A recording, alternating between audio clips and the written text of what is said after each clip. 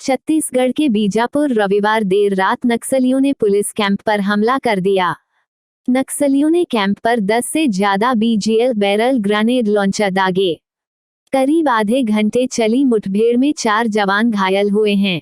इनमें से प्रधान आरक्षक टुकेश्वर ध्रुव और प्रधान आरक्षक जितेंद्र मंडा को रायपुर रेफर किया गया है, जबकि 2 को उपचार के लिए बीजापुर के जिला अस्पताल में भर्ती कराया गया है। ज्यादा जानकारी का इंतजार किया जा रहा है। मुठभेड़ कुटरू थाना क्षेत्र में हुई है।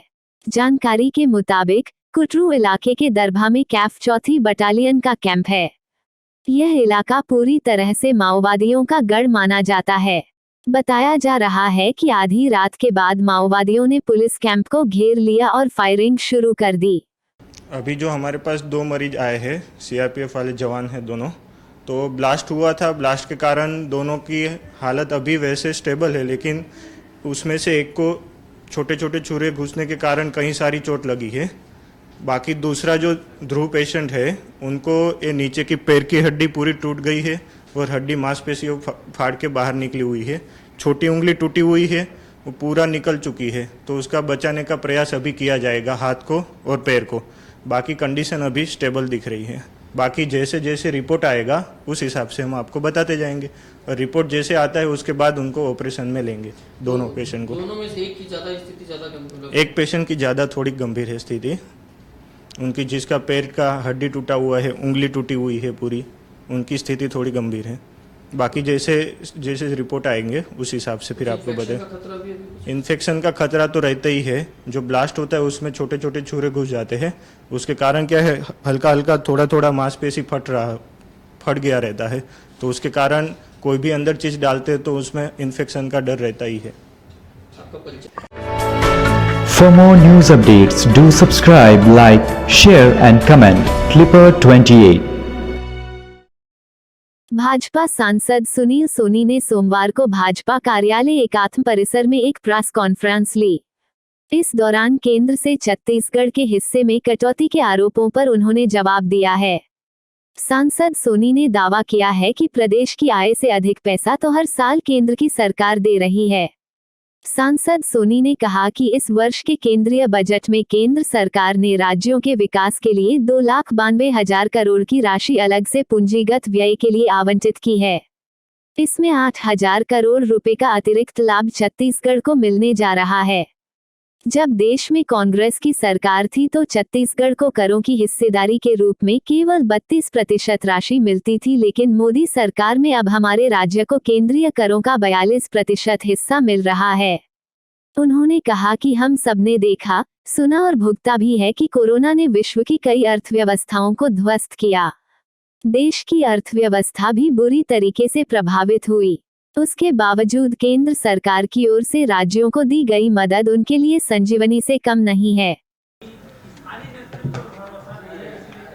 वो तो सामाजिक न्याय पखवाड़ा के तहत आ रहे हैं। ये पूरे देश के अंदर में सामाजिक न्याय पखवाड़ा, सामाजिक सरोकार क्या होता है, ये मोदी जी आज छत्तीसगढ़ की जनता के सामने रख रहे हैं और इस सरकार को समझा रहे हैं कि सामाजिक सरोकार क्या होता है। और जो आकांक्षी जिले हैं, वो जिलों के अंदर में हमारे मंत्री लोग जा रहे हैं, वहां जो केंद्र की योजनाएं चल रही है कि नहीं चल रही है, वहां पर योजनाओं को क्यों रोका गया है, ये सारी बातों की समीक्षा करेंगे और अधिकारियों को निर्देश देकर कि वो योजनाएं ईमानदारी के साथ में लोगों को लागू हो, इस बात का प्रयास करेंगे। आप सभी का बहुत बहुत धन्यवाद। आंकड़े आप सबको जारी।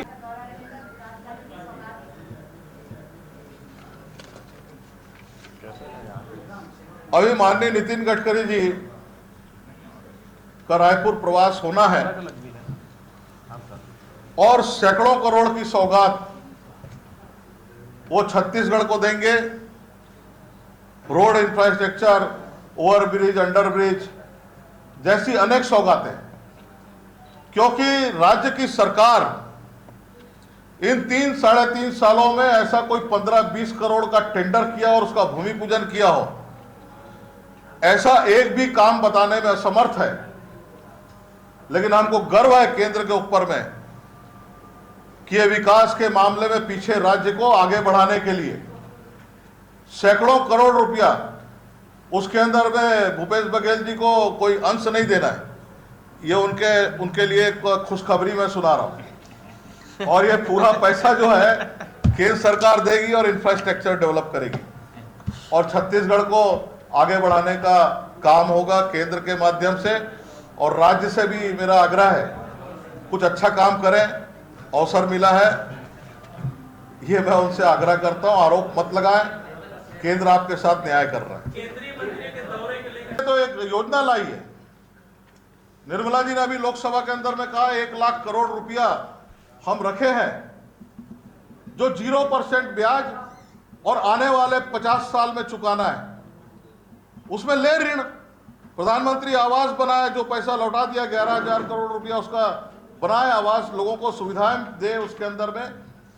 ये मेरा आग्रह है, छत्तीसगढ़ की जनता का शोषण करना, भ्रम पैदा करना और मिथ्या आरोप लगाना, ये मुख्यमंत्री जी के स्वभाव के अंदर में आ गया है, जिसको यहाँ की जनता समझ गई है।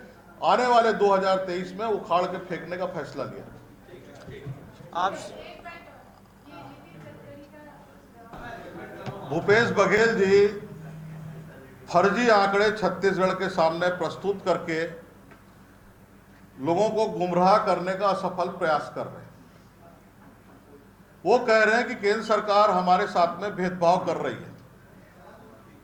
मेरा भूपेश बघेल जी से सवाल है कि 2009 से 2014 तक के मनमोहन सिंह जी की सरकार थी, केंद्र के अंदर, राज्य के अंदर भारतीय जनता पार्टी की सरकार थी। कितना पैसा दिया? राज्यों के करों के में जो है 31,224 करोड़ रुपया दिया, यानी प्रतिवर्ष जो है वो 6,245 करोड़ रुपया। और ग्रांट का जो है वो 22,273 करोड़ रुपया दिया, यानी प्रतिवर्ष 4,455 करोड़ रुपया। अब मोदी जी ने आपको कितना दिया 3 सालों में? आपको पैसा दिया 63,217 करोड़ रुपया, यानी करों का, और यानी प्रतिवर्ष 21,072 करोड़ रुपया, यानी 3 गुना ज्यादा। उसी प्रकार से 3 वर्षों में ग्रांट का जो है वो आपको मिला 53,761 करोड़ रुपया, यानी प्रतिवर्ष 17,920 करोड़ रुपया, यानी 4 गुना। और 3 गुना 4 गुना पैसा देने के बाद अगर ये भूपेश बघेल जी, उनकी सरकार केंद्र पे आरोप लगाती है, मोदी जी पे आरोप लगाती है, शर्म आना चाहिए। जवाब देना भूपेश बघेल जी। और उन्होंने एक बात की है एक्साइज ड्यूटी की कि 13,000 करोड़ रुपया हमको लेना है केंद्र से। मैं भूपेश बघेल जी से प्रश्न कर रहा हूं, काय का 13,000 करोड़ रुपया लेना, आप हमको बताइए, मेरा प्रश्न है। और प्रधानमंत्री जी को चिट्ठी लिखते हैं, और चिट्ठी में क्या लिखते हैं और यहां पर क्या बताते हैं, वो भी उसका भी सामने रखिए आप आंकड़ा, और लोगों के सामने रखिए उस बात को। पूरा देश हंसेगा आपके ऊपर में कि किस प्रकार के मुख्यमंत्री छत्तीसगढ़ के अंदर में बैठे हैं। और केंद्र ने तो एक योजना लाई है, निर्मला जी ने अभी लोकसभा के अंदर में कहा 1 लाख करोड़ रुपया हम रखे हैं जो 0% ब्याज और आने वाले 50 साल में चुकाना है। उसमें ले ऋण, प्रधानमंत्री आवास बनाए, जो पैसा लौटा दिया 11,000 करोड़ रुपया उसका बनाया। For more news updates, do subscribe, like, share and comment. Clipper 28.